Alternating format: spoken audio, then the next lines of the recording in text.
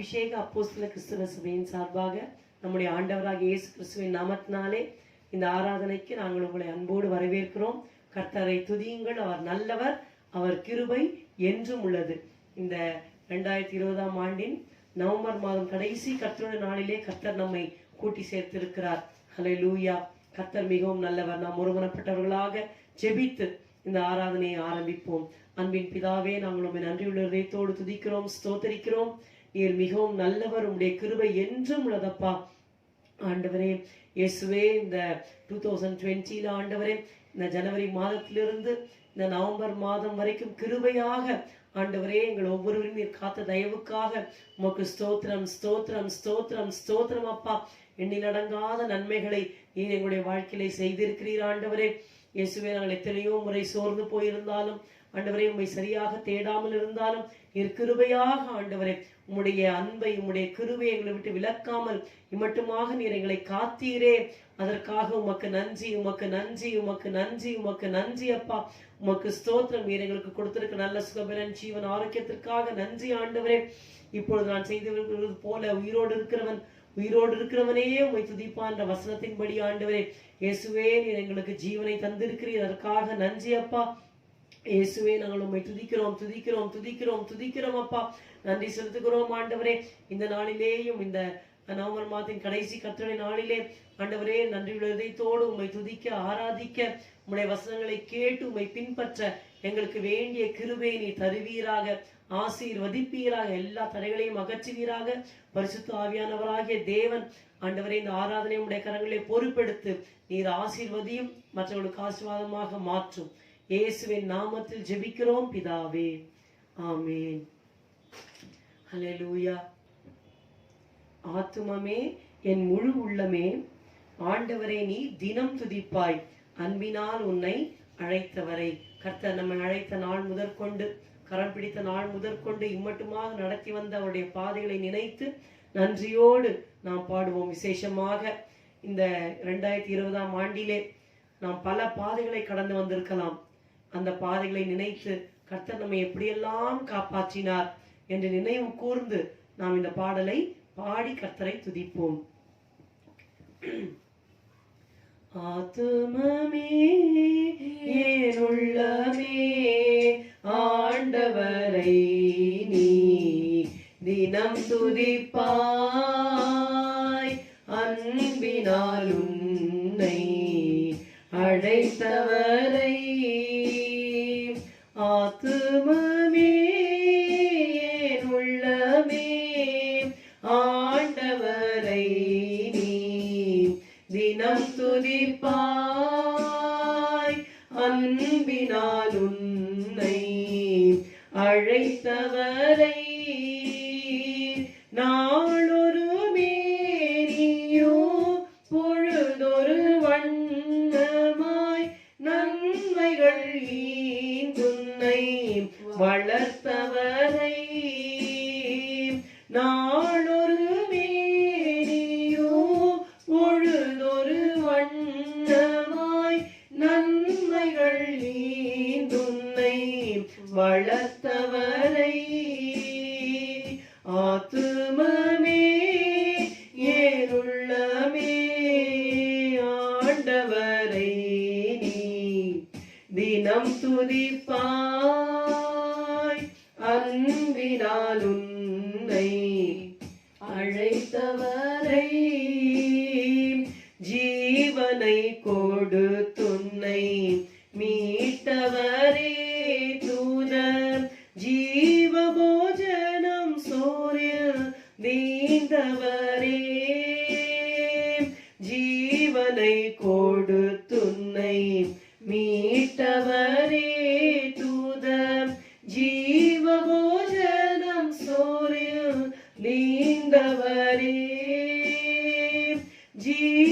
ஜீவனுள்ளோர்க்கு நீ சாட்சியாய் நின்றிட, ஜீவனால் நீரை துன்னை காத்தவரே.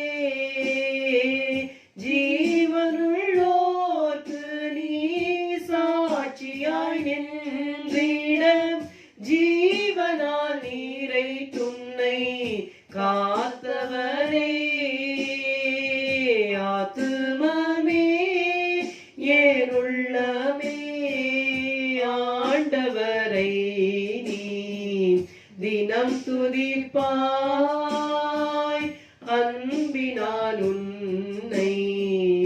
அழைத்தவரை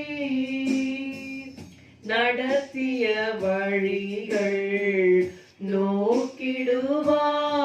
அவர் நல்கிய கிருபைகள் நினைத்திடுவாய். நடத்திய வழிகள் நோக்கிடுவாய். அவர் நல்கிய கிருபைகள் நினைத்திடுவாய். ஆபத்தில் அடைக்கலம் ஆறுதலின் நிழலில் அளித்தவர் அருமை இயேசுவல்லோ. ஆபத்தில் அடைக்கலம் ஆறுதலின் நிழலில் அளித்தவர் அருமை இயேசுவல்லோ. ஆத்துமமே உள்ளமே ஆண்டவரை நீ தினம் துதிப்பாய். அன்பினால் உன்னை அழைத்தவரை பார்வோனின் சேனைகள் தொடர்ந்த போதும் யோர்தானின் அலைகள் புரண்ட போதும் பார்வோனின் சேனைகள் தொடர்ந்த போதும் யோர்தானின் அலைகள் புரண்ட போதும் அக்கினி மேக ஸ்தம்பமாய் நின்றவர் அரணும் உன் கேடக மாயிருந்தார். அக்கினி மேக ஸ்தம்பமாய் நின்றவர் அரணும் உன் கேடக மாயிருந்தார். ஆத்துமமே உள்ளமே ஆண்டவரை நீ தினம் துதிப்பாய். அன்பினால் உன்னை அழைத்தவரை தூதரும் அறியாத தூதுகளின் உன்னை தாசனாய் உயர்த்தினார் தாரணியில். தூதரும் அறியாத தூதுகளின் உன்னை தாசனாய் உயர்த்தினார் தாரணியில். பாதகனாய் அலைந்தே அழிந்த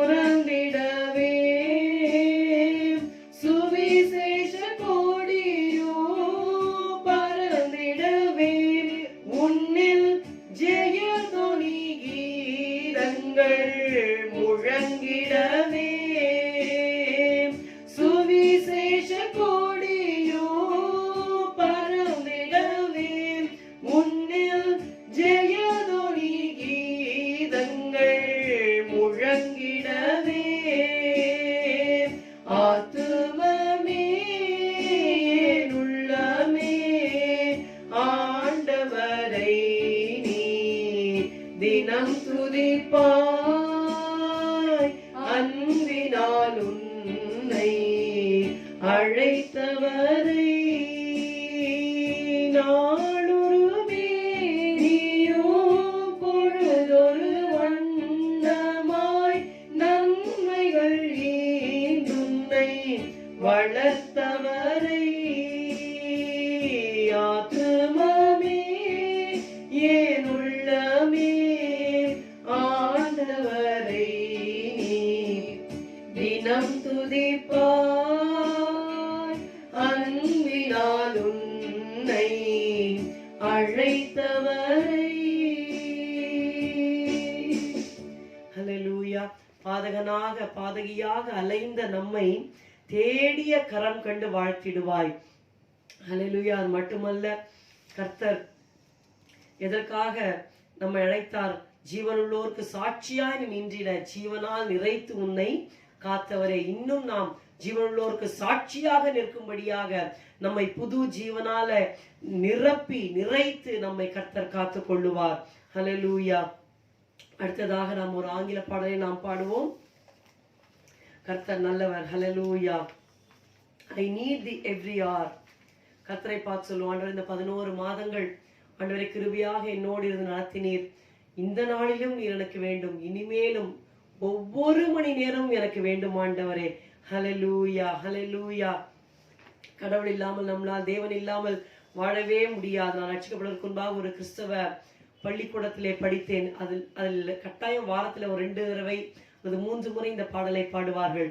எனக்கு அந்த சிறு வயதிலிருந்து அந்த பாடலை மிகவும் ஆசையாக இந்த பாடலை நான் பாடுவேன். எனக்கு எதுவும் புரியாது, இருந்தாலும் தேவனை நோக்கி, கடவுளை நோக்கி இந்த பாடலை நீதியவர்கள் எனக்கு நீங்க வேணும், கடவுளே எனக்கு நீங்க வேண்டும் என்று சொல்லி முழு அர்த்தத்தையும் உணர்ந்து நான் பாடியிருக்கிறேன். ரட்சிக்கப்பட்ட பொழுது எனக்கு இந்த பாடல் ஒரு ஜீவ ஊற்றாக இருந்தது. நாம் பாடுவோம். I need thee every hour.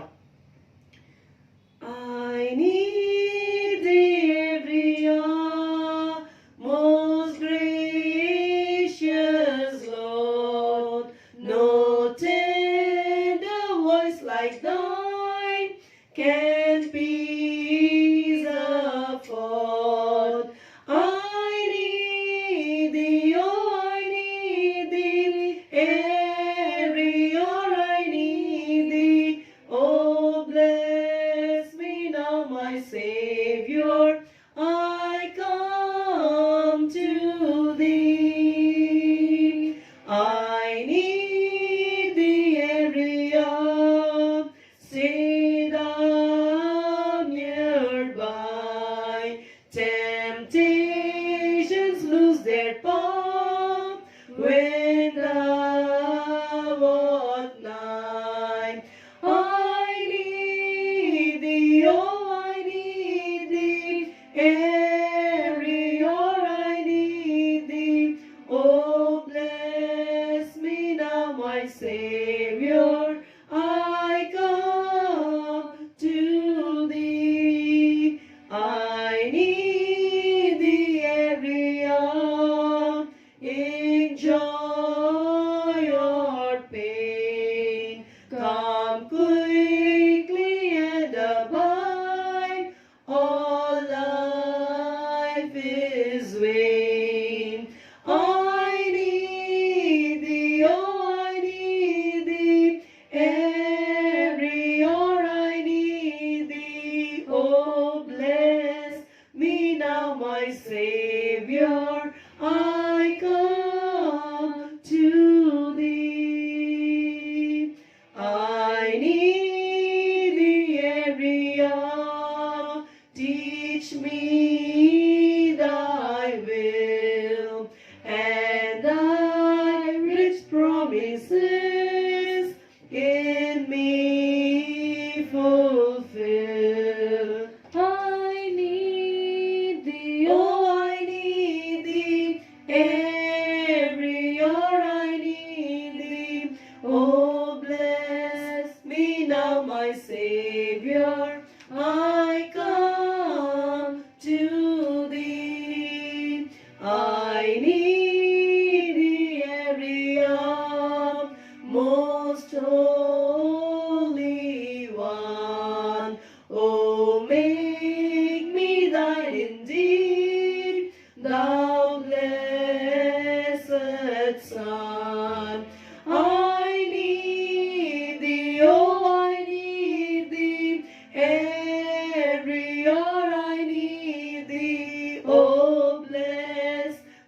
now my Savior, I come to thee.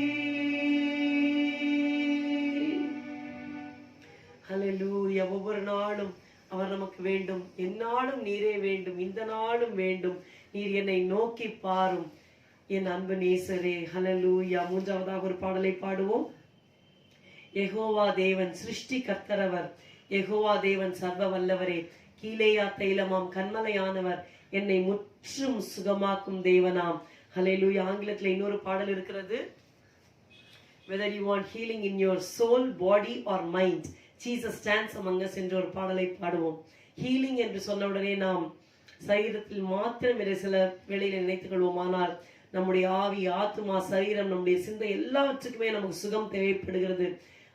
இதை கவனிக்கிற நீங்கள், உங்களுக்கு எந்த பகுதியிலே சுகம் வேண்டுமோ தேவன், நம்முடைய இயேசு தேவன் அதை தர உண்மையுள்ளவராகவும் வல்லமையுள்ளவராகவும் இருக்கிறார். ஹல்லேலூயா. கீலேயா தைலமாம் கன்மலையானவர். He is the balm of Gilead, the rock of ages, and he is the Lord who healeth me completely. முற்றும் சுகமாக்கும் தேவனாம். நாம் விசுவாசத்தோடு இந்த பாடலை நாம் பாடுவோம்.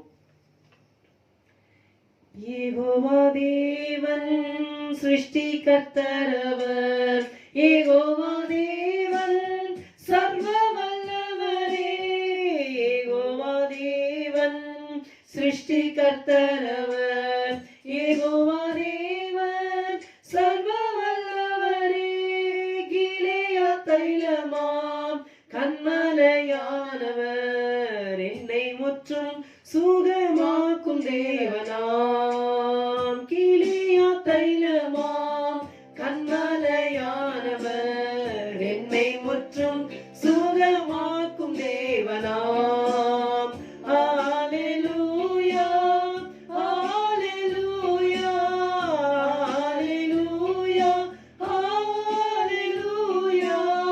யெகோவா தேவன் வல்லமையுள்ளவர், என்னை முற்றும் சுகமாக்கும் தேவனாம். யெகோவா தேவன் வல்லமையுள்ளவர், என்னை முற்றும் சுகமாக்கும் தேவனாம். ஆபிரகாம் தேவன் என்றென்றும் உள்ளவர், யெகோவா ஷாலோம் சமாதான தேவன். ஆபிரகாம் தேவன் என்றென்றும் உள்ளவர், யெகோவா ஷாலோம் சமாதான தேவன். இஸ்ரவேல் தேவனாம் நித்தியமானவர், என்னை முற்றும் சுகமாக்கும் தேவனாம்.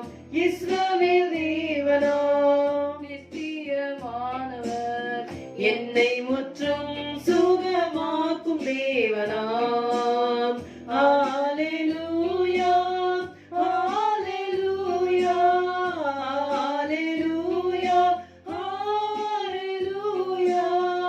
யெகோவா தேவன் வல்லமையுள்ளவர், என்னை முற்றும் சுகமாக்கும் தேவனாம். யெகோவா தேவன் வல்லமையுள்ளவர், என்னை முற்றும் சுகமாக்கும் தேவனாம். போதுமானவரே யெகோவா ஈரே, ரட்சண்ய தேவனாம் மெசியா தேவனே. போதுமானவரே யெகோவா ஈரே, ரட்சண்ய தேவனாம் மெசியா தேவனே. ரட்சகர் வந்திட்டார், சாட்சி கொடுத்திட்டார், என்னை முற்றும் சுகமாக்கும் தேவனாம். ரட்சகர் வந்திட்டார், சாட்சி கொடுத்திட்டார், என்னை முற்றும் சுகமாக்கும் தேவனாம். ஹல்லேலூயா, ஹல்லேலூயா, ஹல்லேலூயா, ஹல்லேலூயா. யெகோவா தேவன் வல்லமையுள்ளவர், என்னை முற்றும் சுகமாக்கும் தேவனாம். யெகோவா தேவன் வல்லமையுள்ளவர், என்னை முற்றும் சுகமாக்கும் தேவனா. ஹல்லேலூயா. சிறிது நேரம் கர்த்தரை நன்றியோடு துதிப்போம். என்னை முற்றிலும் சுகமாக்குகிற தேவனே உம்மை துதிக்கிறேன் துதிக்கிறேன் துதிக்கிறேன். வாயை திறந்து கர்த்தரை நோக்கி பார்த்து, எந்த ஏரியால உங்களுக்கு சுகம் வேண்டுமோ கர்த்தரை நோக்கி பார்த்து கர்த்தரை துதியுங்கள். ஹல்லேலூயா ஹல்லேலூயா. உங்களுக்கு இன்னது தேவை என்று நாம் அந்த ஜெபத்தை ஏறெடுக்கிறதுக்கு முன்பாகவே பரமபிதா எல்லாவற்றையும் அறிந்திருக்கிறார்.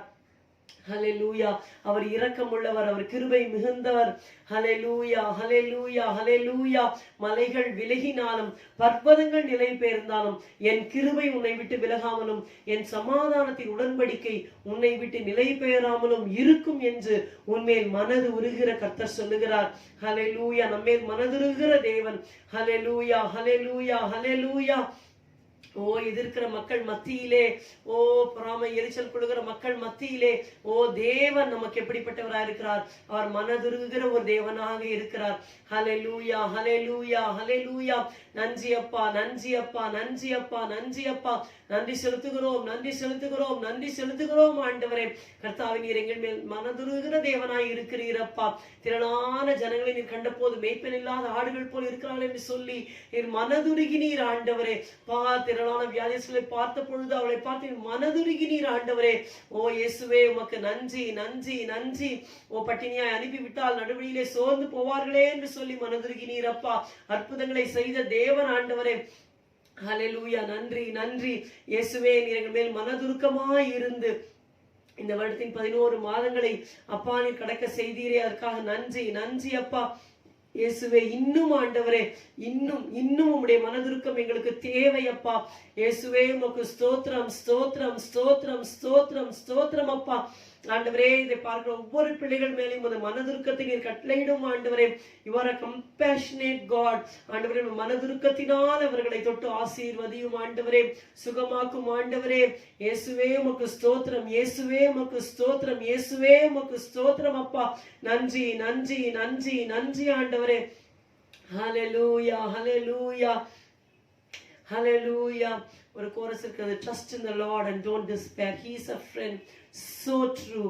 No matter what your troubles are, Jesus will see you through. Hallelujah. So sing when the day is bright. Sing through the darkest night. Every day, all the way, let us sing.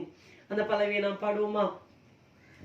Trust in the Lord and don't despair. He is a friend so true. No matter what your troubles are, Jesus will see you through. Sing when the day is bright. Sing through the darkest night every day. All the way, let us sing, sing, sing.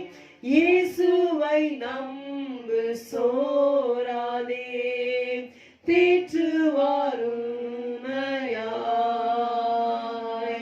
கஷ்ட நஷ்டங்கள் ஏதேனும் நீக்குவார் உன்னையாய். இன்பமும் துன்பமும் சேர்ந்து வந்தாலுமே எப்போதும் எந்நாளும் பாடிக்களிப்போம்.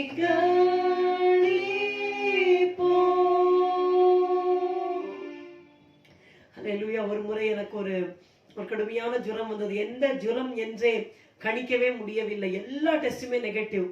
ஆனா ஜுரம் விட்ட பாடல, ஒரு ஆகாரமும் என் வயிற்றுல தங்கல, ஒன்லி ட்ரிப்ஸ். அப்பொழுது யாரும் கவனிக்கவும் முடியல. அந்த நேரத்துல மிகுந்த ஒரு மரண போராட்டம் போல இருந்தது. அப்பொழுது கர்த்தர்ட்ட சொன்னேன். Night 11 o'clock, full fever, heavy தலைவலி. அப்பொழுது என்னுடைய மகள், நானும் எதுவும் சாப்பிட முடியல, என்னுடைய தாயார் வீட்டிலே இருந்தேன். என்னுடைய மகள் அப்பொழுது 5 வயது, அவளும் சாப்பிடல. எங்க அம்மா வெளியில எங்க போயிட்டாங்க. நைட் 11 o'clock, இரவு 11 மணி. அப்ப நான் கர்த்தர்ட்ட கேட்ட, ஆண்டவரே, வாயை திறக்க முடியல, சாப்பிட முடியல, பயங்கர தலைவலி. அப்போ நான் கேட்டேன், என்ன பண்றதுன்னு எனக்கு தெரியலையே ஆண்டவரே, நான் என்ன பண்ணணும்னு சொல்லுங்க. இருதயத்துல தான் ஜெபம் பண்ணேன், வாயை திறக்க முடியல. அப்போ என் மகள் பக்கத்துல நின்று கொண்டிருந்தால், அது ரொம்ப விளையாட்டு பிள்ளையா, ரொம்ப சியர்ஃபுல்லா இருப்பா. முதல் குழந்தை. அவ வந்துட்டு திடீரென்று ஒரு பாடலை பாடினாள். மனமே நீ தேவனை துதிசை, நீ தேவனை துதிசை என்று அவளே ஒரு ராகத்துல இதுவரைக்கும் நான் கேட்காத ஒரு பாடலை அவள் பாடினாள். மனமே நீ தேவனை துதிசை, தேவனை துதிசை. அப்பொழுது நான் உடனே இருதயத்திலே கொஞ்சம் பெலன் எடுத்து வாயை லைட்டா திறந்து ஸ்தோத்திரம் ஸ்தோத்திரம் ஸ்தோத்திரம், அவ்வளவுதான். 3 முறை ஸ்தோத்திரம் சொன்னேன். அதுக்கப்புறம் என்னால வாயை திறக்க முடியல, பயங்கரமான தலைவலி.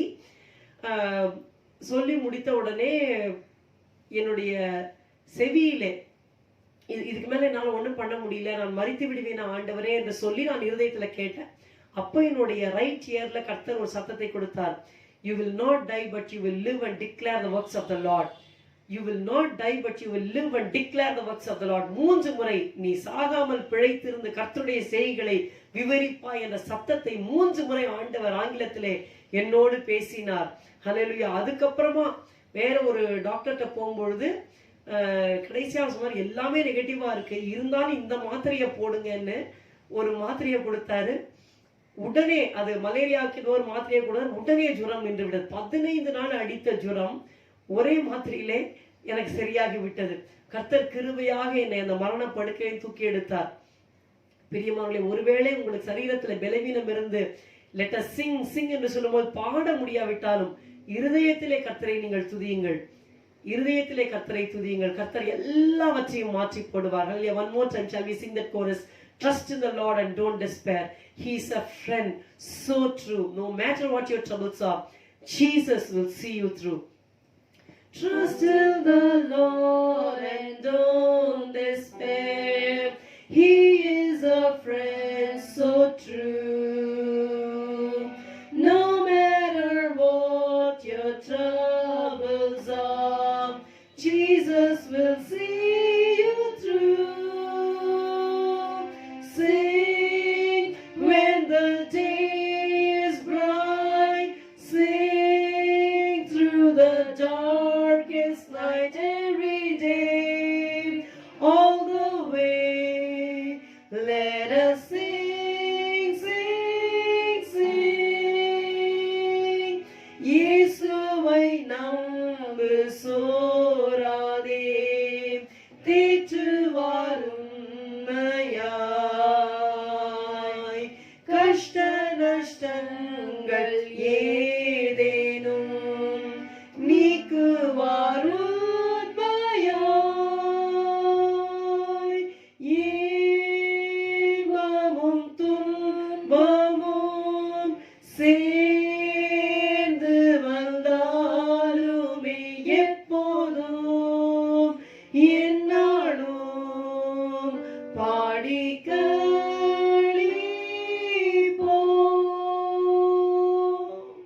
ஹல்லேலூயா. உம்மை துதிக்கிறோம் துதிக்கிறோம் துதிக்கிறோம் துதிக்கிறோம். எங்களுடைய ஆண்டவரே துக்கத்தை சந்தோஷமாய் மாற்றுகிறவர், எங்களுடைய கண்ணீரை ஆனந்த களிப்பாய் மாற்றுகிறவர், எங்களுடைய புலம்பலை ஆனந்த களிப்பாய் நடனமாய் மாற்றுகிறவர். இயேசுவே, நாங்கள் நன்றியோடு துதிக்கிறோம். எங்களுடைய ஆத்தும நேசர்களுடைய நண்பராய் இருக்கிறீர். எங்களுடைய பாரங்களை எல்லாம் உண்மையே நீர் ஏற்றுக்கொண்டு ஆண்டவரே எங்களை கிருபையாக வழிநடத்துகிற தேவனாய் இருக்கிறீரப்பா. எல்லாவற்றையும் மாற்றி எங்களை சாட்சியாய் நிறுத்துகிற தேவனே, நன்றியோடு உம்மை துதிக்கிறோம் துதிக்கிறோம் துதிக்கிறோம். உம்மால் ஆகாத காரியம் ஒன்றுமே இல்லையப்பா. உம்மை துதிக்கிறோம், உமக்கு நாங்கள் நன்றி செலுத்துகிறோம் அப்பா. எங்களை தாழ்த்தி படைக்கிறோம். தொடர்ந்து உம்முடைய வார்த்தையின் மூலமா எங்களோடு இடைப்படுவீராக. இயேசுவே, இந்த வேளையிலும் எங்களுக்கு அன்பானவர்கள், எங்களுக்கு தெரிந்தவர்கள் யாரெல்லாம் கர்த்தாவே ஆண்டவரே அப்பா வியாதியோடு போராடி கொண்டிருக்கிறார்களோ அவன் மேலும் ஒரு வலது கரத்தை வைத்து நீ தொட்டு சுகமாக்கும்படி நாங்கள் செபிக்கிறோம் ஐயா. மனதுருக்கத்தின் தேவன் ஆண்டவரே, இயேசுவை தொட்டு சுகமாக்குவீராக. பரிபூர்ண விடுதலையை தந்து ஆண்டவரே, நாங்கள் பாடினது போல ஜீவனுள்ளோருக்கு நீ சாட்சியாய் நின்றிட ஜீவனால் நிறைத்து உன்னை காத்தார் என்ற வார்த்தையின்படி ஆண்டவரே, ஓ ஹல்லேலூயா, இன்னும் ஜீவனுள்ளோருக்கு சாட்சியாய் நிற்கும்படி உம்முடைய பிள்ளைகளை உம்முடைய ஜீவனால் நிறைத்து காப்பீராக. உமக்கு ஸ்தோத்திரம் ஸ்தோத்திரம் ஸ்தோத்திரம் ஸ்தோத்திரம் ஸ்தோத்திரம் அப்பா. நன்றி நன்றி நன்றி அப்பா. வேலை இல்லாதவர்களுக்கும் வேலையை தந்து ஆசீர்வதியும் ஆண்டவரே. சில எந்தெந்த நன்மைகளுக்காக உம்முடைய முகத்தை நோக்கி பார்த்து கொண்டிருக்கிறார்களோ அவர்கள் வெட்கப்பட்டு போகாதபடி ஆண்டவரே அந்த நன்மைகளை கட்டளையிடும் ஆண்டவரே. இயேசுவே, உம்மை நோக்கி பார்த்த ஒருவருடைய முகமும் வெட்கப்பட்டு போகப்படாதப்பா. நன்றி நன்றி நன்றி அப்பா. நீர் அப்படியே செய்கிற கிருபைக்காக ஸ்தோத்திரம். உம்மை நம்புகிறோம் ஆண்டவரே. உம்முடைய பாதத்தில் எங்களை தாழ்த்தி ஒப்பு கொடுக்கிறோம். இயேசுவின் நாமத்தில் பிதாவே, ஆமென் ஆமென். Praise the Lord. சங்கீதம் 34 சங்கீதம் 15 வசனம். கர்த்தருடைய கண்கள் நீதிமான்கள் மேல் நோக்கமாய் இருக்கிறது, அவருடைய செவிகள் அவள் கூப்பிடுதலுக்கு திறந்திருக்கிறது.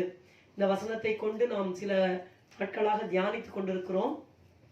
கர்த்தருடைய கண்கள் நீதிமான்கள் மேல் நோக்கமாய் இருக்கிறது. எதற்காக? அவருடைய செவிகள் அவர்கள் கூப்பிடுதலுக்கு திறந்திருக்கிறது. 1 பேதுரு 3:12 நாம் வாசித்தோம். அவருடைய செவிகள் அவர்கள் வேண்டுதலுக்கு கவனித்து இருக்கிறது. கர்த்தருடைய ஜெபத்தை கேட்கிற தேவனாக இருக்கிறார். சங்கீதக்காரனாகிய தாவீது ஒரு நீதிமானாக இருந்து தம்முடைய 18ஆம் சங்கீதத்திலே இப்படியாக சொல்லுகிறார், எனக்கு உண்டான நெருக்கத்திலே நான் கர்த்தரை நோக்கி கூப்பிட்டு என் தேவனை நோக்கி அபயமிட்டேன். தமது ஆலயத்திலிருந்து என் சத்தத்தை கேட்டார். என் கூப்பிடுதல் அவர் சந்நிதியில் போய் அவர் செவிகளில் ஏறிற்று. சங்கீதம் 34 நாம் இப்படியாக வாசித்தோம், அவருடைய செவிகள், கர்த்தருடைய செவிகள் அவர்கள் கூப்பிடுதலுக்கு திறந்திருக்கிறது. கூப்பிடும் பொழுது கர்த்தருடைய செவிகள் திறந்திருக்கிறது. சங்கீதக்காரன் இப்படியாக சொல்லுகிறார், என் கூப்பிடுதல் அவர் சந்நிதியில் போய் அவர் செவிகளில் ஏறிற்று. My cry came before him even into his ears. எனக்கு உண்டான நெருக்கத்திலே, இந்த வசனத்தை எனக்கு தேவன் தந்தார். எனக்கு உண்டான நெருக்கத்திலே கர்த்தரை நோக்கி கூப்பிட்டு என் தேவனை நோக்கி அபயமிட்டேன். ஒரு அப்பீல் பண்றார் பாருங்க. சில சமயம் மதுரை கோர்ட், அந்த கோர்ட், இந்த கோர்ட்ல அப்பீல் பண்ணுவாங்க. சரியில்லாம மெட்ராஸ் ஹைகோர்ட்ல அப்பீல் பண்ணுவாங்க. அங்கேயும் ஜெயிக்க முடியலையா சுப்ரீம் கோர்ட்ல போய் அப்பீல் பண்ணுவாங்க. அதே மாதிரி பவுலை சிறைச்சாலையில போட்ட வேளையிலே மறுபடியும் அவர் சிறைச்சாலையில் வைக்கப்பட்டார். கடைசியாக அப்போஸ்தலனாகிய பவுல் இப்படியாக கூறினார், I appeal unto Caesar என்று சொல்லிவிட்டார். நேரடியாக நான் ராயருக்கு அபயம் விடுகிறேன். It's a great appeal, highest appeal. நாம கூட மனுஷங்கிட்ட இங்க ஓடி அங்க ஓடி நியாயம் கிடைக்கலன்னா நம்ம சோர்ந்தே போகக்கூடாது, ஸ்ட்ரெயிட்டா கர்த்தர்ட்ட போயிடணும். அதைத்தான் சங்கீதக்காரன் சொல்லுகிறார், எனக்கு உண்டான நெருக்கத்திலே கர்த்தரை நோக்கி கூப்பிட்டு என் தேவனை நோக்கி அபயமிட்டேன். He appealed to the highest power on earth, in earth and in heaven. என் தேவனை நோக்கி அபயமிட்டேன். தமது ஆலயத்திலிருந்து என் சத்தத்தை கேட்டார். என் கூப்பிடுதல், கர்த்தருடைய கண்கள் திறந்திருக்கிறது. இப்பொழுது கூப்பிடுதலை பற்றி பார்க்கிறோம். My cry, my calling upon him. என் கூப்பிடுதல் அவர் சந்நிதியில் போய் அவர் செவிகளில் ஏறிற்று. ஹல்லேலூயா. இந்த வசனத்தை சங்கீதம் 34:15 சங்கீதம் 18:6 உங்களுடைய கஷ்டமான நெருக்கமான நேரங்களிலே கர்த்தரை நோக்கி இந்த வசனத்தை சொல்லி நீங்கள் செபியுங்கள். அவர் சொல்லுகிறார், எனக்கு உண்டான நெருக்கத்திலே. இந்த நாளிலே சுருக்கமாக எசேக்கியா ராஜாவுக்கு உண்டான 3 விதமான நெருக்கங்களையும் அவர் எப்படி ஜெபித்தார், அந்த ஜெபத்துக்கு தேவன் எப்படி பதில் தந்தார் என்பதையும் நாம் தியானிக்க போகிறோம். எசேக்கியா ராஜாவின் வாழ்க்கையை நாம் அறிந்திருக்கிறோம். சுருக்கமாக தியானிப்போம். முதலாவதாக 2 நாளாகமம் 30ஆம் அதிகாரம் 20ஆம் வசனத்தை நான் வாசிக்கிறேன். 2 நாளாகமம் 30:20. Second Chronicles 30:20. கர்த்தர் எசேக்கியாவின் விண்ணப்பத்தை கேட்டு ஜனங்களுக்கு அனுகூலம் செய்தார். இந்த எசேக்கியா, the word Hezekiah means Yahweh strengthens or Yahweh is my strength. Jehovah strengthens or Jehovah is my strength. Jehovah தேவன் என்னை பலப்படுத்துகிறார் அல்லது யெகோவா தேவனே என்னுடைய பலன். இப்ப ஹெசிகாயா, அதாவது தமிழிலே எசேக்கியா என்ற பெயருடைய அர்த்தம் இதுவாக இருக்கிறது. இந்த எசேக்கியா ராஜா யூதாவின் ராஜாவாக இருக்கிறார். இஸ்ரவேல் தேசம் 12 கோத்திரங்களாக இருந்தது. அது பிரிக்கப்பட்டு மேலே 10 கோத்திரங்கள் ஒன்றாக சேர்ந்து இஸ்ரவேல் தேசம் என்றும், கீழே 2 யூதாவும் பென்யமீனும் சேர்ந்து ஒரு சிறிய தேசமாக யூதா தேசம் என்று அழைக்கப்பட்டது. அந்த யூதா தேசத்திற்கு தலைவனாக இந்த ராஜாவாக இந்த எசேக்கியா ராஜா இருக்கிறார். He is the 13th king of Judah. யூதாவின் 13வது ராஜாவாக இந்த எசேக்கியா ராஜா காணப்படுகிறார். இவருடைய விண்ணப்பத்தை ஆண்டவர் கேட்டார் என்று நாம் பார்க்கிறோம். 3 குறிப்புகளை சொல்ல போகிறேன், கவனியுங்கள். 2 நாளாகவும் 30:20 கர்த்தர் எசேக்கியாவின் விண்ணப்பத்தை கேட்டு ஜனங்களுக்கு அனுகூலம் செய்தார். இதை முழுவதும் நாம் அறிந்து கொள்ள வேண்டும் என்றால் we have to read 3 chapters, 3 அதிகாரங்களை படித்தால்தான் இந்த சம்பவம் நமக்கு புரியும். 2 நாளாகவும் 29, 30, 31 நாம் வாசிக்க வேண்டும். அந்த சம்பவத்தை மாத்திரம் சொல்லிவிடுகிறேன். 25 வயதான போது எசேக்கியா ராஜாவாகி 29 வருடம் யூதாவை அரசாளுகிறார். ராஜாவான உடனே அவர் செய்த முதல் வேலை தேவனுடைய ஆலயத்தை பழுது பார்த்து சீர்படுத்தி ஆசாரியர்கள் லேவியர்களை பரிசுத்தப்படுத்தி எப்படி தேவனை ஆராதிக்க வேண்டும் என்று திட்டம் பண்ணினார்கள். அதனால் மிகுந்த சந்தோஷத்தை பெற்றுக்கொண்டார்கள். அது 2 நாளாகவும் 29ஆம் அதிகாரத்திலே நாம் வாசிக்கிறோம். இவ்விதமாய் கர்த்தருடைய ஆலயத்தின் ஆராதனை திட்டம் பண்ணப்பட்டது. ஏனால் அதற்கு முன்பாக இருந்த அவருடைய தகப்பனார் என்னென்ன செய்தார் என்றால், இஸ்ரவேலின் தேவனுக்கு சர்வாங்க தகன பலி செலுத்தாமலும் தூபம் காட்டாமலும் விளக்குகளை அணைத்து போட்டு மண்டபத்தின் கதவுகளையும் பூட்டி போட்டார்.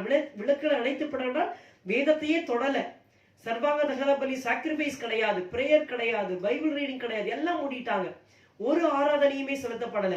ஆனா எசேக்கியா ராஜாவான உடனே லேவியர்கள் ஆசாரியர்கள் கூப்பிட்டு தேவனுடைய ஆலயத்தை பழுது பார்த்து சீர்படுத்தி எப்படியெல்லாம் தேவனை துதிக்க வேண்டும், ஆராதிக்க வேண்டும் என்று சொல்லி எல்லா வச்சையும் அவர் ஒழுங்குபடுத்துகிறார். அடுத்த அதிகாரத்திலே பார்க்கிறோம், எப்படியாவது தேவனுக்கு பஸ்காவை ஆசரிக்க வேண்டும் என்று அவர்களுடைய இருதயத்திலே ஒரு யோசனை உண்டாயிற்று. அப்பொழுது முதல் மாதத்திலே 14ஆம் தேதியிலே அந்த பஸ்காவை ஆசரிக்க வேண்டும். ஆனால் எல்லாரையும் கூட்டி சேர்க்கிறார். யூதா தேசத்தில் இருக்கிறவர்கள் மட்டுமல்ல, இஸ்ரவேல் தேசமெங்கும் இருக்கிற எல்லா கோத்திர ஜனங்களையும் அவர் அழைக்கிறார். பஸ்காவை ஆசரிக்கும்படி அழைக்கிறார். ஆனால் குறித்த நேரத்தில் அவரால் வர முடியவில்லை, ஆயத்தம் செய்ய முடியவில்லை. நியாயப்பிரமாணத்தில் ஒரு காரியம் இருக்கிறது. அந்த குறித்த நாளிலே செய்ய முடியாவிட்டால் அடுத்த மாதத்திலே செய்து கொள்ளலாம், 2ஆம் மாதத்திலே. சோ அதை அவர் பிடித்துக் கொண்டு 2ஆம் மாதத்திலே பஸ்காவை ஆசரிக்கும்படி ஏற்படுத்துகிறார். இந்த பஸ்கா என்பது எதை குறிக்கிறது என்றால், எகிப்திலிருந்து இஸ்ரவேல் ஜனங்கள் வெளியே புறப்பட்ட பொழுது அந்த ராத்திரியிலே பஸ்கா ஆட்டுக்குட்டி அடிக்கப்பட்டது. அந்த ரத்தம் இருந்த வீடுகளிலே சங்காரக்காரன் நுழையவில்லை. எகிப்திலே ஒரு பெரிய சங்காரம் உண்டாயிற்று. அதனால்தான் அவர்கள் விடுதலையாகி வெளியே வந்தார்கள். அந்த பண்டிகை தான் பஸ்கா பண்டிகை. நமக்கு நம்முடைய ஆண்டவராக இயேசு கிறிஸ்து நமக்காக பலியிடப்பட்டிருக்கிறாரே, அந்த ஒரு பெரிய ஒரு சிலுவை பலியை இது காட்டுகிறது. இந்த பஸ்கா, பாசோவா ஆர் பெசாக், இதை அவர்கள் கொண்டாடுகிறார்கள். கொண்டாடுகிற வேளையில எல்லாரையும் கூப்பிட்டு அழைக்கிறார். What Hezekiah faced was a spiritual crisis. The first point is a spiritual crisis. எசேக்கியா மிகவும் தேவன் மேல் வைராக்கியமாக அன்புள்ளவராக தன்னுடைய தேச ஜனங்கள் மட்டுமல்ல இஸ்ரவேல் முழுக்க இருக்கிற எல்லாரும் வர வேண்டும், மோசையின் நியாயப்பிரமாணத்தில் தோராவில் எழுதப்பட்டிருக்கிற எல்லாரும் வந்து ஆசரிக்க வேண்டும் என்று அழைக்கிறார். ஏன்னா 3 முறை இஸ்ரவேலில் இருக்கிற எல்லா ஆண்களும் எருசலேம் தேவாலயத்திற்கு வந்து அதனை ஆசரிக்க வேண்டும். அழைக்கும் பொழுது என்ன ஆகிறது? 2 நாளாகவும் 30, 10, 11 நான் வாசிக்கிறேன், கவனியுங்கள். 2 Chronicles 30:10-11. அப்படி அந்த அஞ்சல்காரர் எப்ராயிம் மனாசே தேசங்களில் செபுலோன் மட்டுக்கும் ஊராக தெரிந்தார்கள். ஆனாலும் அவர்கள் இவர்களை பார்த்து நகைத்து பரிகாசம் பண்ணினார்கள். ஊரா வந்து லெட்டர் அனுப்புறாரு, எல்லாரும் வாங்க பஸ்கா வாசலிக்க வாங்க வாங்கன்னு கூப்பிட்டா அதுல இருக்கிற பாருங்க. ஆனாலும் அவர்கள் இவர்களை பார்த்தது, இஸ்ரவேல் ஜனங்கள் யூதாவிலிருந்து சென்ற அந்த அஞ்சற்காரர், அந்த போஸ்ட்மேன் எல்லாம் பார்த்து நகைத்து பரியாசம் பண்ணினார்கள். ஆகிலும் ஆசேரிலும் மனாசேயிலும் செபுலோனிலும் சிலர் மனத்தாழ்மையாகி எருசலேமுக்கு வந்தார்கள். இப்படியாக ஒரு கூட்டம் மட்டும் கர்த்தரை தேடும்படியாக, பஸ்காவை ஆசரிக்கும்படியாக கர்த்தருடைய கரம் அவர்களை ஒருமுனப்படுத்திட்டு அவர்கள் எருசலேமுக்கு வந்து ஆசரிக்க வந்து விட்டார்கள். இப்பொழுது என்ன நடந்தது? 18ஆம் வசனம் நீங்கள் பார்த்தீர்களானால் 30-18 வாசிக்கிறேன். அதேனென்றால் எப்ராயிம் மனாசே இசக்கார் செபுலோன் மனுஷரில் ஏராளமான அநேகம் ஜனங்கள் தங்களை சுத்தம் பண்ணி கொள்ளாதிருந்தும் எழுதி இராத பிரகாரமாய் பஸ்காவை சாப்பிட்டார்கள். அவர்கள் பஸ்காவை சாப்பிட வேண்டுமா? அதற்கு ஒரு பரிசுத்தத்தை ஆண்டவர் நியமித்திருந்தார். அதற்கு பிற்பாடு 7 நாள் புளிப்பில்லா அப்ப பண்டிகை கொண்டாட வேண்டும். It's a continuous festival. அதற்கு முன்பாக அவர்களை சுத்திகரித்துக் கொண்டு இப்படித்தான் பஸ்காவை ஆசரிக்க வேண்டும் என்று சொன்னால், இவர்கள் எல்லாரும் ஊர்ல இருந்து வந்தாங்க. கர்த்தருடைய வேதத்தில் இராத பிரகாரமாய் சுத்திகரிக்காமலேயே பஸ்காவை சாப்பிட்டு விட்டார்கள். இப்ப என்ன வரும்? ஆசீர்வாதம் வருமா, சாபம் வருமா? சாபம் தான் வரும். According to the Old Testament it's not going to be a blessing. அப்போ எசேக்கியா ராஜா மிகவும் மனம் பதறுகிறார். It's a spiritual crisis. ஒரு ஆவிக்குரிய ஒரு பெரிய நெருக்கடி. எனக்கு உண்டான நெருக்கத்திலே நான் கர்த்தரை நோக்கி கூப்பிட்டேன் என்று சொல்லப்பட்டது போல இது ஒரு பெரிய ஆவிக்குரிய நெருக்கடியாகி விட்டது. கர்த்தரை தேட வேண்டும், ஆராதிக்க வேண்டும் என்று சொல்லி கூப்பிட்டால் சுத்திகரிக்காமலேயே பஸ்காவை சாப்பிட்டு விட்டார்கள். எப்படி நாம் பார்க்கிறோம். இந்த இடத்துல எசேக்கியா என்ன செய்தார் என்றால் 19ஆம் வசனத்தில் எசேக்கியா அவர்களுக்காக விண்ணப்பம் பண்ணி தங்கள் பிதாக்களின் தேவனாகிய கர்த்தரான தேவனை தேடும்படிக்கு தங்கள் இருதயத்தை நேராக்கினவர்கள், இருதயத்தை நேராக்கி விட்டார்கள். பரிசுத்த ஸ்தலத்திற்கு ஏற்ற சுத்தாங்கம் அடையாதிருந்தாலும் கிருபையுள்ள கர்த்தர் அவர்கள் எல்லாருக்கும் மன்னிப்பாராக என்றான். கர்த்தர் எசேக்கியாவின் விண்ணப்பத்தை கேட்டு ஜனங்களுக்கு அனுகூலம் செய்தார், ஹெல்ப் பண்ணினார் என்று பார்க்கிறோம், ஆசீர்வதித்தார். பிரியமானவர்களே, the first point is the spiritual crisis Hezekiah faced. ஒரு ஆவிக்குரிய ஒரு நெருக்கத்தை அவர் அனுபவித்தார். கர்த்தரை தேட வேண்டும் என்று அழைத்தார். ஆனால் எழுதியிராத பிரகாரமாய் சுத்தாங்கம் அடையாமல் பஸ்காவை சாப்பிட்டார்கள். அங்கே கர்த்தருடைய கோபம் எழும்பி அழிக்காதபடிக்கு எசேக்கியா ராஜா விண்ணப்பம் பண்ணுகிறார். ஒரு மேய்ப்பன் எப்படி மந்தைக்காக விண்ணப்பம் பண்ணுவாரோ அப்படி அவர் விண்ணப்பம் பண்ணுகிற வேளையிலே கர்த்தர் அந்த விண்ணப்பத்தை கேட்டு, என் கூப்பிடுதல் அவர் சந்நிதியில் போய் அவர் செவிகளில் ஏறிற்று என்ற பிரகாரமாக கர்த்தர் எசேக்கியா ராஜாவின் விண்ணப்பத்தை கேட்டு அந்த ஜனங்களுக்கு அனுகூலம் செய்தார். எந்த ஒரு அடியும் வராம ஒரு ஆசீர்வாதத்தை மட்டும் ஆண்டவர் அனுப்பினார். ஹல்லேலூயா. பாருங்க, நாம கூட நம்முடைய சபையில தகுதி இல்லாம திருவிருந்து எடுக்க வரும்போது அந்த மேய்ப்பன் கதறுகிறார், ஆண்டவரே பரிசுத்தப்படுத்தும், பரிசுத்தப்படுத்தும், கிருபையாயிரும், கிருபையுள்ள கர்த்தர் அவர்களை மன்னிப்பாராக என்று சொல்லி அந்த எசேக்கியா ராஜா ஜெபித்தது போல ஒரு மேய்ப்பன் ஜெபிக்கிற வேளையிலே கர்த்தர் சபையாரை கிருபையாக மன்னித்து அந்த திருவிருந்து ஆராதனையை கர்த்தர் ஆசீர்வதிக்கிறார். திருவிருந்து எடுக்கிறவர்களை கர்த்தர் ஆசீர்வதிக்கிற தேவனாக இருக்கிறார். சோ முதலாவதாக இந்த சாலமோன் காலத்திலிருந்து இப்படிப்பட்ட ஒரு பஸ்கா ஆசரிக்கப்படவில்லை, இப்படிப்பட்ட ஒரு புளிப்பில்லா அப்ப பண்டிகை ஆசரிக்கப்படவில்லை. தேவன் அதை கிருபையாக அங்கீகரித்து பாவத்தை மன்னித்து ஏற்றுக்கொண்டார். How can this apply to my life now? பாருங்கள், இருதயத்தை அவர்கள் நேராக்கினார்கள், ஆனால் அந்த சுத்தாங்கத்தை அவர்கள் சரியாக அடையவில்லை என்று வேதம் சொல்லுகிறது. பிரியமானவர்களை, நாம் இருதயத்தை நேராக்கி இருக்கிறோமா என்பதை நாம் உறுதி செய்து கொள்ள வேண்டும். இல்லாவிட்டால் இது ஒரு ஆவிக்குரிய நெருக்கடி. எனக்கு உண்டான நெருக்கத்திலே நான் கர்த்தரை நோக்கி கூப்பிட்டேன், தேவனை நோக்கி அபயமிட்டேன், என் கூப்பிடுதல் அவர் சந்நிதியில் போய் அவர் செவிகளில் ஏறிற்று. கர்த்தருடைய பிள்ளைகளை, கர்த்தர் நம்முடைய ஜெபத்தை கேட்க வேண்டுமானால் நம்முடைய இருதயத்தை தேவனுக்கு நேராக்க வேண்டும். நான் கர்த்தரை தேட வந்திருக்கிறேன் என்று சொல்லி நேராக்க வேண்டும். அந்த சில இஸ்ரவேல் புத்திரர் பெருமையாக இருந்து நகைத்து பரியாசம் பண்ணினார்கள். நம்ம அப்படி இருக்கக்கூடாது. சிலர் மனத்தாழ்மையாகி எருசலேமுக்கு வந்தார்கள். நாம் மனத்தாழ்மையாகி கர்த்தரை தேட வேண்டும். அதிலேயும் நம்முடைய இருதயத்தை தேவனை தேடுவதற்கு, அந்த பஸ்காவை ஆசரிப்பதற்கு, கர்த்தருடைய திருவிருந்தை ஆசரிப்பதற்கு, கர்த்தருடைய சரீரத்திலும் அவருடைய இரத்தத்திலும் பங்கெடுப்பதற்கு நம்முடைய இருதயத்தை நாம் நேராக்க வேண்டும். அப்பொழுது கர்த்தர் ஒருவேளை சில குற்றம் குறைகள் இருந்தால் அதை கிருபையாக மன்னிப்பார். So it was a challenge to the devotion of Hezekiah. எசேக்கியா ஒரு பெரிய ராஜா கூப்பிடுறார், வந்து ஆசரிக்க வாங்கினா பரியாசம் பண்றாங்க. It was a challenge to the devotion of King Hezekiah. எசேக்கியா ராஜாவின் பக்திக்கு ஒரு பெரிய சவால் வந்தது. அது ஒரு ஆவிக்குரிய ஒரு நெருக்கமாக இருந்தது. ஆனால் கர்த்தர் நோக்கி கூப்பிட்ட பொழுது கர்த்தர் அந்த ஜனங்களை ஆசீர்வதித்தார். இரண்டாவதாக ஒன்று சொல்லுகிறேன். 2 ராஜாக்கள் 18ஆம் அதிகாரம் 5ஆம் வசனம் நான் வாசிக்கிறேன். அவன் இஸ்ரவேலின் தேவனாகி கர்த்தரின் மேல் வைத்த நம்பிக்கையிலே அவனுக்கு பின்னும் அவனுக்கு முன்னும் இருந்த யூதாவின் ராஜாக்கள் எல்லாம் அவனை போல ஒருவனும் இருந்ததில்லை. இன்னொரு வசனம் வாசிக்கிறேன். 2 ராஜாக்கள் 18:22ஆம் வசனம், அதே அதிகாரம் 22nd verse. நீங்கள் என்னிடத்தில் எங்கள் தேவனாகிய கர்த்தரை நம்புகிறோம் என்று சொல்வீர்களானால் அவருடைய மேடைகளையும் அவருடைய பலிபீடங்களையும் அல்லவோ எசேக்கியா அகற்றி யூதாவையும் எருசலேமையும் நோக்கி எருசலேமில் இருக்கிற இந்த பலிபீடத்தின் முன் பணியுங்கள் என்றானே. இந்த சம்பவத்தை நாம் புரிந்து கொள்ள வேண்டும். அதாவது கர்த்தர் எசேக்கியாவின் விண்ணப்பத்தை கேட்கிறார் என்று முதலாவது குறிப்பிலே பார்த்தோம். இரண்டாம் குறிப்பும் மறுபடியும் இன்னொரு வசனத்தையும் வாசிக்கிறேன், உங்களுக்கு புரியும்படி சில வசனங்கள். 2 ராஜாக்கள் 19:19 வசனத்தை வாசிக்கிறேன். இப்போதும் எங்கள் தேவனாகிய கர்த்தாவே, நீர் ஒருவரே தேவனாகிய கர்த்தர் என்று பூமியின் ராஜ்யங்கள் எல்லாம் அறியும்படிக்கு எங்களை அவன் கைக்கு நீங்களாக்கி ரட்சியும் என்று விண்ணப்பம் பண்ணினான். இந்த சம்பவத்தை நீங்கள் அறிந்திருக்கிறீர்களா என்று எனக்கு தெரியவில்லை. Slightly I will explain to you. முதலாவது எசேக்கியா ராஜா தேவனுடைய ஆலயத்தை சீர் செய்து ஆராதனையை ஒழுங்குபடுத்தி பஸ்காவை ஆசரித்து ஜனங்களை கர்த்தரிடத்திலே சேர்த்தார்.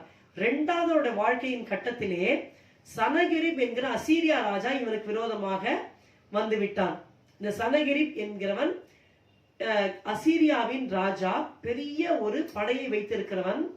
இந்த காலகட்டத்திலே சுற்றி இருக்கிற எல்லா ராஜ்யங்களையும் அவன் கைப்பற்றி கொண்டே வருகிறான். முக்கியமாக இஸ்ரவேல் தேசத்தையே அவன் பாதி கைப்பற்றி விட்டான் இந்த காலகட்டத்திலே. இப்பொழுது முக்காவாசி இஸ்ரவேல் எல்லாம் அங்க இருக்கிற ஜனங்கள் எல்லாம் அடிமைத்தனப்படுத்தி கொண்டு போய்விட்டான். இப்ப யூதாவுக்கு வாசல் வரைக்கும் அந்த யுத்தம் வந்து விட்டது. This is national crisis. ஒரு தேசமாக ஒரு நெருக்கத்தை இவர்கள் அனுபவிக்கிறார்கள்.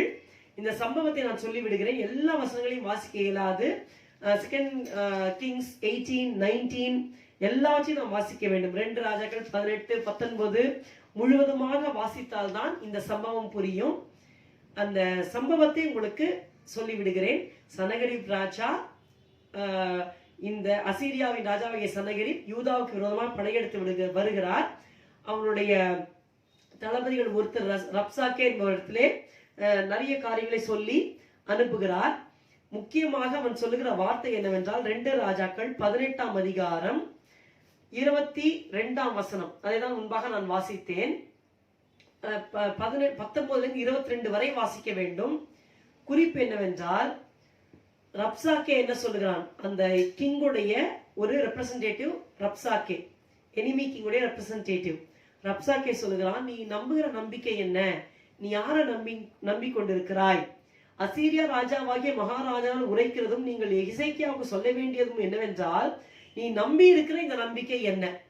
வசனம் சொல்லுகிறது 2 ராஜாக்கள் 18:5 அவன் எசேக்கியா ராஜா இஸ்ரவேலின் தேவனாகிய கர்த்தரின் மேல் வைத்த நம்பிக்கையிலே அவனுக்கு பின்னும் அவனுக்கு முன்னும் இருந்த யூதாவின் ராஜாக்களில் எல்லாம் அவனை போல ஒருவனும் இருந்ததில்லை. He is the 13th king. அவனை போல அவனுக்கு முன்னும் இல்லை, அவனுக்கு பின்னும் இல்லை. அப்படியாக எசேக்கியா கர்த்தர் மேல் உறுதியான ஒரு நம்பிக்கையை வைத்திருக்கிறார். It was a challenge against King Hezekiah's trust. தேவன் மேல் வைத்த அந்த நம்பிக்கைக்கு விரோதமான ஒரு பெரிய ஒரு சவால் எசேக்கியா ராஜாவுக்கு வந்தது. நீ நம்பி இருக்கிற நம்பிக்கை என்ன? யுத்தத்துக்கு மந்திர ஆலோசனை இருக்கு நம்புகிறாயா? எகிப்தை நம்புகிறாயா? இல்ல இல்ல கர்த்தரை நம்புறேன்னு சொல்றியா? நீங்க படிச்சு பாத்தீங்கன்னா ரொம்ப இன்ட்ரெஸ்டிங்கா இருக்கும். எதை நம்புற? யார நம்புற? கர்த்தரை நம்புறேன்னு சொல்றியா? கர்த்தர் தான் என்கிட்ட சொன்னாரு, யூதா தேசத்துக்கு விரோதமா போய் சண்டை பண்ணி அதை அழிச்சு போடுன்னு கர்த்தர் சொல்லி தானே நான் வந்தேன். கர்த்தர் தானே இந்த தேசங்கள்லாம் ஒப்பு கொடுத்தார் என்று சொல்லி அவன் பாட்டு பேசிக்கிட்டே போறான். யூதா பாஷையில வேற பேசுறான். அப்போ ரொம்ப அந்த பயங்கரமான சேலஞ்ச் என்னன்னா 23rd verse நான் படிக்கிறேன். 2 ராஜாக்கள் 18:23 நான் உனக்கு 2000 குதிரைகளை கொடுப்பேன். ரப்சாக்கே சொல்றான், சனகரிப்போட ரெப்ரசன்டேட்டிவ் ரப்சாக்கே சொல்றான், எசேக்கியா ராஜா, I will give you 2000 horses. 2000 குதிரையை நான் உனக்கு தரேன். அதன் மேல் நீ அவைகள் மேல் ஏறத்தக்கவர்களை சம்பாதிக்க கூடுமானால் அசீரியா ராஜாவாகிய என் ஆண்டவனுடைய சபதம் கூறு. Challenge my king Sennacherib, if you can buy 2000 men to ride on those horses. நான் உனக்கு ஃப்ரீயா 2000 குதிரை தரேன், அது மேல ஏறுறதுக்கு 2000 ஆட்களை குதிரை வீரர்களை சம்பாதிக்க முடியுமானால் என் ஆண்டவனோட சபதம் கூறு. இல்லாவிட்டால் என் ஆண்டவனுடைய சிறிய தலை ஒரு சின்ன குரூப்பை நீ எப்படி வின் பண்ண முடியும் அப்படின்னு கேட்கிறார். பிகாஸ் அவர்கிட்ட lakhs and lakhs of people இருக்காங்க சனகரிப்க்கு. இவன்ட்டு இந்த எசேக்கியா ராஜாட்ட ரொம்ப ஃபியூ பீப்புள், தௌசண்ட்ஸ் கூட இல்ல, ஹண்ட்ரட்ஸ்ல இருக்காங்க. அப்போ இந்த சபதம் வந்த உடனே இவருக்கு என்ன பண்றதுனே புரியல. அந்த நேரத்துல எசேக்கியா ராஜா என்ன பண்ணினாருங்கிறத 2 ராஜாக்கள் 14-19 14 வரை படிக்கணும். முதல்ல ஆமோத்சின் குமாரனாகிய ஏசாயா தீர்க்கதரிசிக்கு சொல்லி அனுப்புகிறார். எங்களுக்காக விண்ணப்பம் பண்ணுங்கன்னு சொல்லிட்டு ஒரு ப்ராஃபெட் கிட்ட அவர் சொல்லி அனுப்பினார். அதோட அவர் நின்று இருக்கலாம். நீங்க ஜெபம் பண்ணுங்க, அவர் பாட்டு அரண்மனையில இருக்கலாம். ஆனா அந்த ராஜா அப்படி செய்யல. ஒரு சம்பவத்தை மாத்த சொல்லுகிறேன். தயவு செய்து வீட்டுல 2 ராஜாக்கள் 18, 19 ஃபுல்லா வாசிங்க. அந்த 19ஆம் அதிகாரத்துல 19:14 அத ஒரு லெட்டர் கொடுக்கப்படுகிறது. மிகவும் இழிவாக பேசி, நிந்தனையாக பேசி ஒரு லெட்டர் கொடுக்கப்படுகிறது. நம்பி இருக்கிற உன் தேவன் உன்னை எத்த ஒட்டாதே என்று சொல்லி பயங்கரமான ஒரு கடிதம் கொடுக்கப்படுகிறது. அந்த கடிதத்தை வாங்கி கொண்டு எசேக்கியா, ஒரு ராஜா, அவர் என்ன செய்கிறார்? எசேக்கியா ஸ்தானாபதிகளின் கையிலிருந்து நிருபத்தை வாங்கி வாசித்த பின்பு அவன் கர்த்தரின் ஆலயத்திற்கு போய் அதை கர்த்தருக்கு முன்பாக விரித்து, he got a very threatening and a reproaching letter. He took that letter and went to the house of the Lord. First he read it, he then went to the house of the Lord. He stretched forth that letter and he showed that letter to the Lord. Hallelujah. அவனுக்கு வந்த அந்த நிருபத்தை, அந்த கடிதத்தை வாங்கி வாசித்து விட்டு கர்த்தருடைய ஆலயத்துக்கு அந்த ராஜா சென்று கர்த்தருக்கு முன்பாக அதை விரித்து ஒரு பெரிய ஜெபத்தை ஏறெடுக்கிறார். 15ல இருந்து நீங்க ஒரு 19 வரைக்கும் வாசிக்கணும். அவர் சொல்லுகிறார், கர்த்தரை நோக்கி, சேனைய கேருபீன்களின் மத்தியில் வாசம் பண்ணுகிற இஸ்ரவேலின் தேவனாகிய கர்த்தாவே, நீர் ஒருவரே பூமியின் ராஜ்யங்களுக்கெல்லாம் தேவனானவர், எல்லாவற்றையும் சொல்லிட்டே வருகிறார். அப்ப சொல்லுகிறார், உங்கள் செவியை சாய்த்து கேளும், கர்த்தாவே நீர் உங்கள் கண்களை திறந்து பாரும். பாருங்க எப்படி வசனத்தை சொல்லி ஜெபிக்கிறார். 2 நாளாகம் 7:14 இருக்கிறதை சொல்லுகிறார். 14-17 வாசிக்கிறோம். இந்த ஸ்தலத்திலே செய்யப்படும் ஜெபத்திற்கு என் கண்கள் திறந்தவர்களும் என் செவிகள் கவனிக்கிறவைகளுமாய் இருக்கும். அந்த வசனத்தை கோட் பண்றாரு. கர்த்தாவே உமது செவியை சாய்த்து கேளும், கர்த்தாவே நீர் உமது கண்களை திறந்து பாரும் என்று சொல்லி அவர் ஜெபிக்கிறார். ஒரு ராஜா அவர் தீர்க்கதரிசியை சொல்லிட்டு அங்கேயே இருந்து கூட ஜெபிச்சிருக்கலாம். ஆனா கர்த்தருடைய ஆலயத்துக்கு சென்று அவர் விண்ணப்பத்தை ஏறெடுக்கிறார். அவர் சொல்லுகிறார், அசீரியா ராஜாக்கள் உண்மையாகவே பல தேசங்களை அவர்கள் ஜெயித்தார்கள், உண்மைதான். அவர்களுடைய தேவர்களை நெருப்பிலே சுட்டரித்து போட்டார்கள், உண்மைதான். ஏன்னா அவர்கள் தேவர்கள் இல்லையே, விக்கிரங்கள் தானே. ஆனால் நீரோ வானங்களை உண்டாக்கினீர் என்று சொல்லி கர்த்தர் தான் உண்மையான தெய்வம் என்பதை அவர் மிகவும் அழுத்தம் திருத்தமாக அந்த ஜெபத்திலே சொல்லிவிட்டு, இப்போதும் எங்கள் தேவனாகிய கர்த்தாவே, நீர் ஒருவரே தேவனாகிய கர்த்தர் என்று பூமியின் ராஜ்யங்கள் எல்லாம் அறியும்படிக்கு எங்களை அவன் கைக்கு நீங்களாக்கி ரட்சியும் என்று விண்ணப்பம் பண்ணினான். கர்த்தர் அந்த விண்ணப்பத்தை கேட்டார். எனக்கு உண்டான நெருக்கத்திலே இந்த ராஜாவுக்கு பாருங்க, it's a national crisis and it was a challenge against his trust. அந்த ட்ரஸ்டுக்கு விரோதமா வர்ற வார்த்தைகளை நீங்க பாத்தீங்கன்னா, அந்த ரப்சாக்கே சொல்லுமா, எசேக்கியா உங்களை வஞ்சியாதபடிக்கு பாருங்கள், நீங்க என்ன பண்ணுங்க, காணிக்கையை கொண்டு வந்து எங்க ராஜாவோட ராசியாகி அவருக்கு கீழே நீங்க வந்துருங்க. இந்த ராஜா மாத்திரம் தூக்கிட்டு வேற ஆளை போட்டுட்டு உங்களுக்கு எல்லாம் சமாதானமா நான் பண்ணி தரேன்னு சொல்லிட்டு சனகெரிப் ஒரு தூதை அனுப்புகிறான். அப்ப சொல்றான், எசேக்கியா அவங்களை வஞ்சித்துருவான். என்ன சொல்லுவான், அவன் உங்களை என் கையிலிருந்து தப்புவிக்க மாட்டான். அப்போ எசேக்கியா ராஜாவால உங்களை என் கையில தப்புவிக்க முடியாது. ஆனா உங்ககிட்ட ஒண்ணு சொல்லியிருப்பான், கர்த்தர் நம்மை நிச்சயமா தப்புவிப்பான்னு சொல்லி வச்சிருப்பான். பாருங்க 2 ராஜாக்கள் 18:30 கர்த்தர் நம்மை நிச்சயமாய் தப்புவிப்பார், இந்த நகரம் அசீரியா ராஜாவின் கையில் ஒப்பு கொடுக்கப்படுவதில்லை என்று சொல்லி எசேக்கியா உங்களை கர்த்தரை நம்ப பண்ணுவான், அதற்கு இடம் கொடாதீர்கள் என்று ராஜா சொல்லுகிறார். எப்படி பாருங்க, அவனுடைய நம்பிக்கைக்கு விரோதமாக அவன் என்ன சொல்லியிருப்பானோ அதுக்கு எக்ஸாக்ட் ஆப்போசிட் வேர்ட்ஸை சொல்லி கொடுக்கிறான். ராஜா அப்படி சொல்லியிருப்பான், என்னால உங்களை தப்புவிக்க முடியாது, ஆனா கர்த்தர் நிச்சயமா நம்ம தப்புவிப்பாரு, அசீரியா ராஜா கைக்கு தப்புவிப்பான்னு சொல்லியிருப்பான்.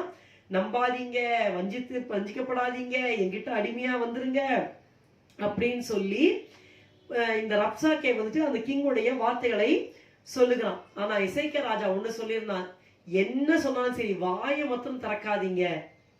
பாருங்க, அதே போல அந்த ஜனங்கள் அப்படியே கீழ்ப்படிந்து அவன் எவ்வளவோ நிந்தனையா பேசினாலும் வாயை திறக்கவே இல்லை, அப்படியே கீழ்ப்படிந்து வாயை மூடிக்கொண்டிருந்தார்கள்.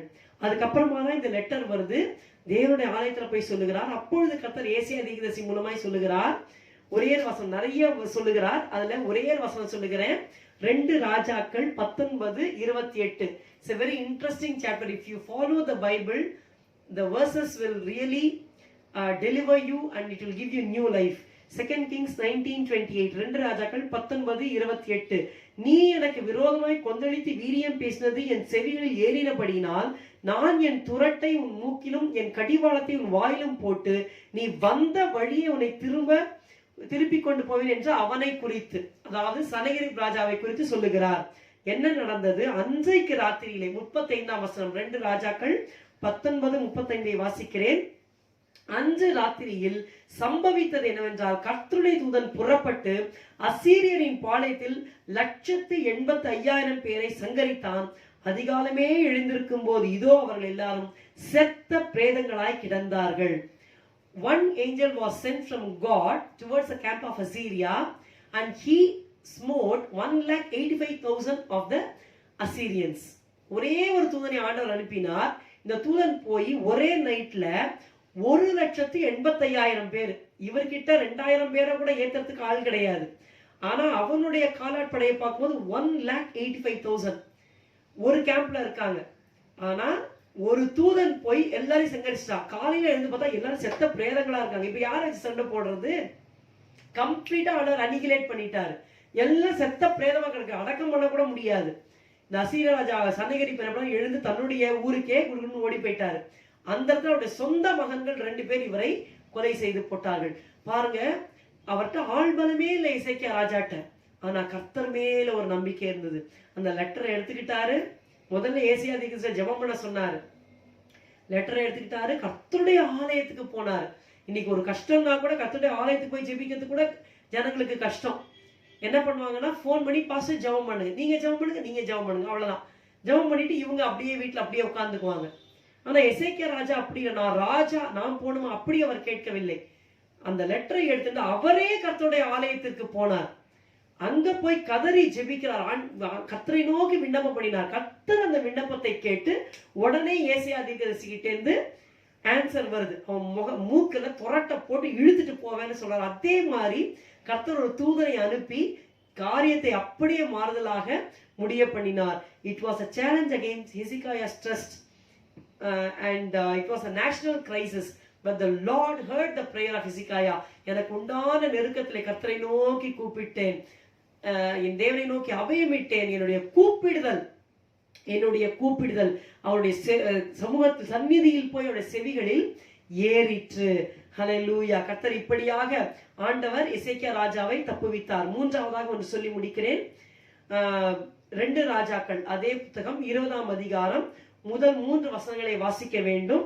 நான் 3ஆம் வசனத்தை வாசிக்கிறேன். கர்த்தாவே, நான் உமக்கு முன்பாக உண்மையும் மனவுத்தமாய் நடந்து உமது பார்வைக்கு நலமானதை செய்தேன் நினைத்திடும் என்று விண்ணப்பம் பண்ணினான். 3 வசனத்திலேயே நான் சொன்னது அந்த விண்ணப்பம் பண்ணினான். எசேக்கியா மிகவும் அழுதான். we know this context. இந்த சம்பவத்திலே அவருக்கு ஒரு செய்தி வருகிறது. எசேக்கியாவுக்கு ஒரு வியாதி வந்து விட்டது. அது என்னவென்றால், முதுகிலே ஒரு பெரிய ஒரு கட்டி வந்ததாக வேத வல்லுநர் சொல்லுகிறார். பெரிய ஒரு பாயில், ஒரு பெரிய கட்டி முதுகில வந்து விட்டது. இப்பொழுது அந்த இடத்துல கர்த்தர் ஏசியா தீர்க்கதரிசியை அனுப்புகிறார். அந்நாட்களில் எசேக்கியா வியாதிப்பட்டு மரணத்துக்கு ஏதுவாய் இருந்தான். அப்பொழுது ஆமோத்சின் குமாரனாகிய ஏசாயா என்னும் தீர்க்கதரிசி அவனிடத்தில் வந்து அவனை நோக்கி, நீர் உமது வீட்டு காரியத்தை ஒழுங்குபடுத்தும், நீர் பிழைக்க மாட்டீர், மரித்து போவீர் என்று கர்த்தர் சொல்லுகிறார் என்றார். This is the highest appeal. So 2 தடவையும் பார்த்தோம். முதல்லயும் எசேக்கியா கர்த்தரை நோக்கி விண்ணப்பம் பண்ணாரு. பஸ்காவை ஆசரிக்க சரியா ஆசரிக்கலனாலும் பரிசுமா இல்லைனாலும் கர்த்தர் மன்னித்து அனுகூலம் செய்தார். 2வது முறை யார்கிட்ட போறதுன்னே தெரியல, கர்த்தரை நோக்கி அப்பீல் பண்றாரு. கர்த்தரை நோக்கி அபயமிட்டாரு. அந்த கூப்பிடுதல் கர்த்தருடைய சந்நிதியில் போயிற்று. கர்த்தர் சத்துருவை வெட்கப்பட்டு போகும்படியாய் செய்தார். 3வது குறிப்பிலேயும் பாத்தீங்கன்னா இங்க அப்பீலே பண்ண முடியாது. Actually, it is done in the Supreme Court. It's a failure மாதிரி. பாருங்க, நீர் பிழைக்க மாட்டீர், மரித்து போவீர் என்று மனுஷன் சொல்லல, வியாதியா அந்த டாக்டர்ஸ் சொல்லல, மருத்துவர்கள் சொல்லவில்லை, கர்த்தர் சொல்லுகிறார் என்றான். இப்ப இனிமே யார்ட்டையாவது போக முடியுமா? கர்த்தரே சொல்லிட்டார். ஆனா அடுத்த வசனம் சொல்லுகிறது, அப்பொழுது எசேக்கியா தன் முகத்தை சுவர் புறமாக திருப்பி கொண்டு கர்த்தரை நோக்கி, கர்த்தாவே, நான் உமக்கு முன்பாக உண்மையும் மனவுத்தமாய் நடந்து உமது பார்வைக்கு நலமானதை செய்தேன் என்பதை நினைத்தனும் என்று விண்ணப்பம் பண்ணினான். எசேக்கியா மிகவும் அழுதான். So it was a challenge against his own health and life. It was a life crisis. First it was spiritual crisis, next it was a national crisis, but here it is a life crisis. இவனுடைய ஜீவனே கட்டாயமா, ஏன்னா கர்த்தரே சொல்லிட்டார், இதுக்கு மேல ஒரு அப்பீலே கிடையாது, கடைசி இதுதான். ஆனா மறுபடியும் அவன் எசேக்கியா என்ன செய்தார் என்றால் கர்த்தரை நோக்கி விண்ணப்பம் பண்ணினான். உடனே பதில் வருகிறது. ஏசாயா பாதி முற்றத்தை விட்டு அப்புறம் போகிறதுக்கு முன்னே, before he could pass a threshold, கர்த்தருடைய வார்த்தை அவனுக்கு உண்டாகி அவர் சொன்னது, நீ திரும்பி போய் என் ஜனத்தின் அதிபதியாகிய எசேக்கியாவை நோக்கி, உன் தகப்பனாகிய தாவீதின் தேவனாய் இருக்கிற கர்த்தர் சொல்லுகிறது என்னவென்றால், உன் விண்ணப்பத்தை கேட்டேன், உன் கண்ணீரை கண்டேன், இதோ நான் உன்னை குணமாக்குவேன், 3ஆம் நாளில் நீ கர்த்தருடைய ஆலயத்துக்கு போவாய், உன் நாட்களுடைய 15 வருஷங்களை கூட்டுவேன். ஹல்லேலூயா. கர்த்தர் பாருங்க, எசேக்கியாவோட அந்த விண்ணப்பத்தை கேட்டு அந்த கண்ணீரை கண்டு கர்த்தர் இன்னொரு செய்தியை, to the same man, the man who brought the news of death, அதே மேன் மூலமா திரும்பி ஒரு செய்தி அனுப்புகிறார். உன் விண்ணப்பத்தை கேட்டேன், கண்ணீரை கண்டேன், உன் நாட்களுடைய 15 வருஷங்களை கூட்டுவேன் என்று சொல்லி ஆண்டவர் தீர்க்காயுசை அவனுக்கு வாக்கு பண்ணினார். when he prayed, he was just 39. 39 வயசுலயே அவருக்கு இந்த மரண படுக்கை வருகிறது. கர்த்தர் 15 ஆண்டுகளை கூட்டி 54 வரைக்கும் கொண்டு போகிறார். சோ இப்படியாக கர்த்தர் கிருபையாக அவருக்கு இறங்கி தீர்க்காயுசை அவருக்கு கொடுக்கிறார். கர்த்தர் அந்த ஜெபத்தை கேட்டார். கர்த்தர் மிகவும் நல்லவர். ஹல்லேலூயா. அந்த விண்ணப்பத்தை கேட்டார் கர்த்தர். அந்த அபயமிடுதல், அந்த கூப்பிடுதல், அதை கேட்டு ஆண்டவர் பதிலளித்தார். whatever may be the crisis through which we are going through, you are going through, it may be personal crisis of devotion, or spiritual crisis இருக்கலாம், அல்லது தேசமாக, ஒரு சபையாக, ஒரு குடும்பமாக, அங்க நேஷனல் கிரைசிஸா இருந்தது.